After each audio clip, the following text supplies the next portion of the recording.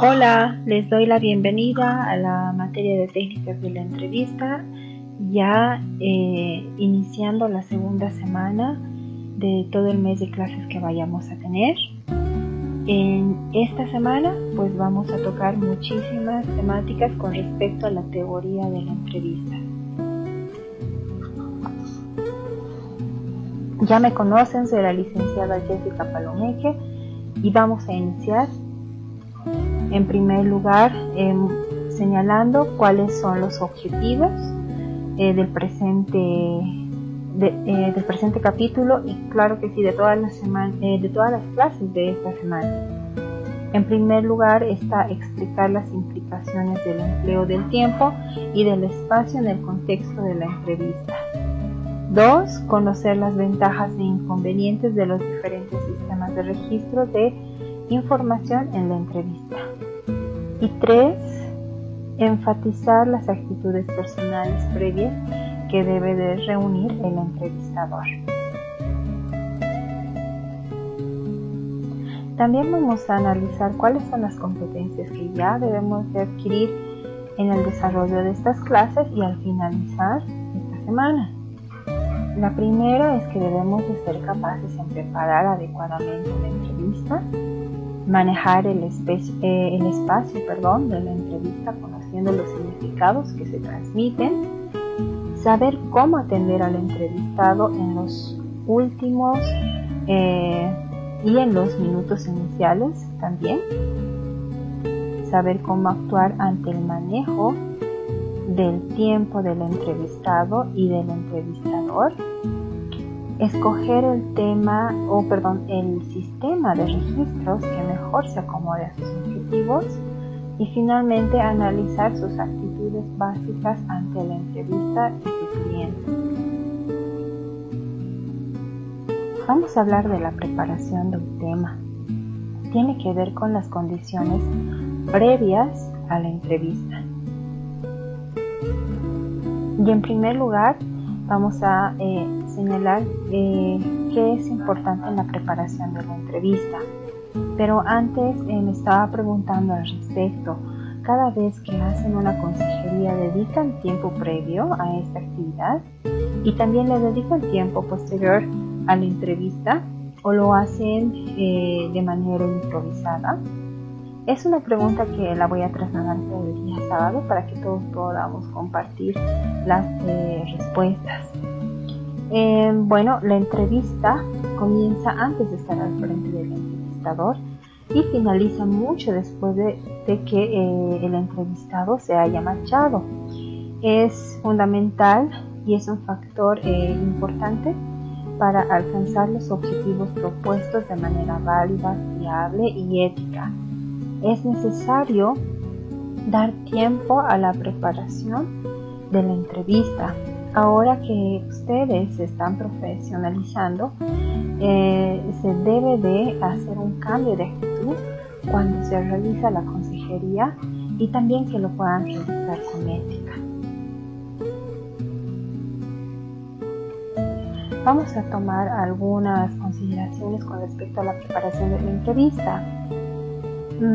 Primero debemos de revisar la documentación previa disponible de la persona a entrevistar, como los informes previos, historias clínicas si es que manejan o entrevistan a niños, motivo de la consulta, si es que este punto específicamente es para entrevistas con clientes que ya habían visto anteriormente, entonces revisan cuál ha sido el motivo de consulta que en una primera instancia se ha dado. También tienen que revisar los expedientes de evaluación, tal vez los resultados de pruebas diagnósticas, etc. Es bueno estimar los puntos a tratar y la duración que dedicaremos a cada uno de ellos. Es decir, que en un inicio, antes de que comience la entrevista, ya estando con sus pacientes, pues deberían de tratar estos puntos, el tiempo y los objetivos. Y por último, escoger y tener preparados ya los instrumentos auxiliares de evaluación que se vayan a necesitar. Y otra información que sea importante tener a mano. Lo vital es no mostrarnos inseguros o improvisados delante de las personas. Esto nunca hablará bien de nosotros y de nuestra profesión. También pues debemos de escoger el formato de entrevista más adecuado a nuestro objetivo, cotejar con otros colegas y si este es un cliente derivado o si es una entrevista compartida. La información es irrelevante para la entrevista. Deberían de saber si la persona que están atendiendo viene de parte de un pastor, e incluso hay casos que los mismos psiquiatras o psicólogos derivan a un pastor, entonces debemos de conocer esta información. Otro punto es comprobar que los sistemas de registro, sobre todo si son electrónicos, como muchos seguramente de ustedes los utilizan, deben de comprobar si funcionan adecuadamente, y para los que hacen este tipo de entrevistas, asegurarse específicamente ese punto. También debemos de asegurarnos de que no seremos molestados o interrumpidos durante el tiempo de la entrevista, dando aviso a quien corresponda para que se eviten las interferencias. Se debe de desconectar el teléfono móvil y también pedirle a su cliente que haga lo mismo. No es agradable para nada preparar los instrumentos que tengamos delante de las personas.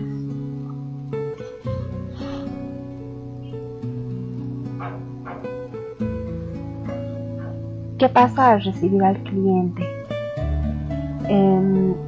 Al menos se conoce el motivo de consulta, porque en lo general realizamos citas por teléfono o por mail o WhatsApp. Y otros datos más previamente a esta actividad. Existen la recogida de datos generales de un cliente, como les había dicho, vía telefónica, sobre todo. Es importante mencionar acá también que el contacto que ocurre durante los primeros 5 a 10 minutos, usted debería de ganarse la confianza de la persona, si es que la ve por primera vez en una consejería. La información que estoy a punto de darles les va a ayudar mucho a agendar una entrevista y a preparar todo el material que necesitan. Lo ha hecho conmigo y bueno, en una primera instancia, cuando no he seguido este punto, me he visto que he perdido muchísima información y sobre todo ya estando en la entrevista he perdido muchos minutos valiosos que debería de haber dedicado a otros puntos. En primer lugar, la información que se debería de pedir por haciendo una cita por vía de teléfonos o cualquier otro medio. En primer lugar es la información sobre el cliente. Se anota quién llama, por supuesto sus datos personales, si es el propio cliente o tal vez las citas para otra persona en su nombre. ¿Cuántos años tiene? La edad es muy importante para hacer incluso una evaluación o un diagnóstico. Y se le toman los datos para contactarse nuevamente con él, es decir, al teléfono, por ejemplo. El motivo de consulta también es otro factor vital. ¿Cuál es en concreto el motivo por el que se solicita la consulta? Y además es interesante anotar textualmente qué se dice en ese primer momento y cómo lo dice el paciente. Nos va a ayudar también esta información a la evaluación de los problemas más adelante. Y la referencia, si es derivado por algún especialista, como ya les había mencionado en la diapositiva anterior, o viene por iniciativa propia.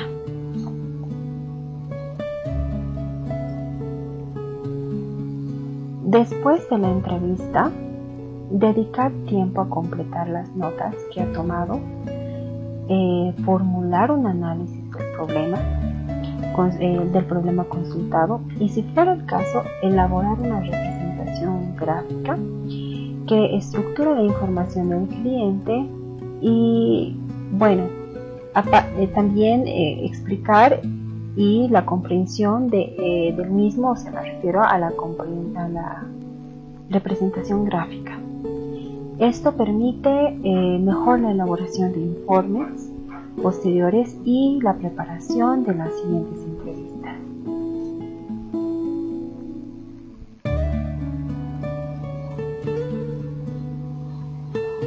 También existe el contacto entre entrevistador y su paciente en forma de llamadas telefónicas y también correos electrónicos durante incluso un proceso terapéutico. Seguramente ustedes tienen muchas personas en el interior, incluso hasta el exterior de Bolivia, personas que realmente necesitan mucho de su apoyo y su consejo en ocasiones. Es posible hacer esto, sin embargo, el correo electrónico transmite solo información léxica, pero no se puede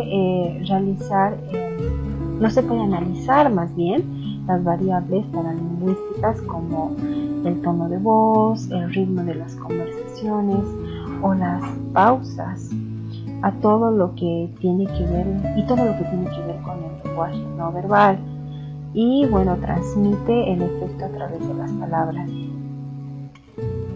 Toda esta información que les acabo de mencionar es muy valiosa y, bueno, lamentablemente no se puede transmitir a través del correo electrónico.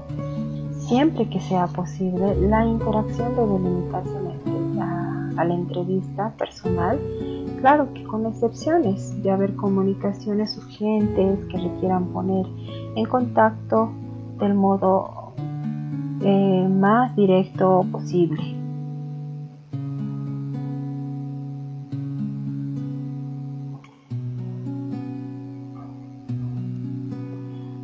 El pastor Esdras Betancourt nos dice que todo lo que el pastor es y hace siempre sirve como enseñanza o como ejemplo para su ministerio de consejería.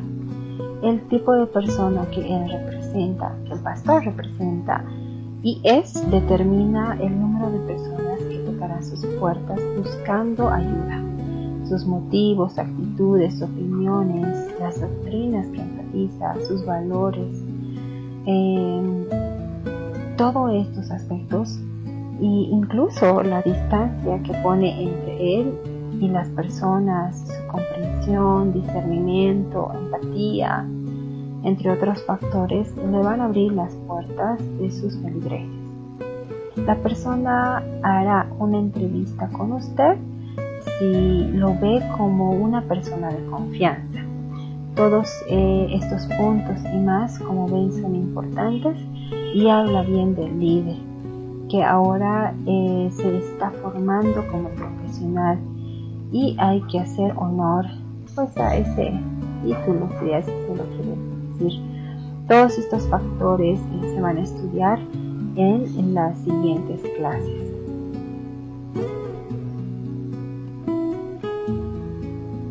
Gracias.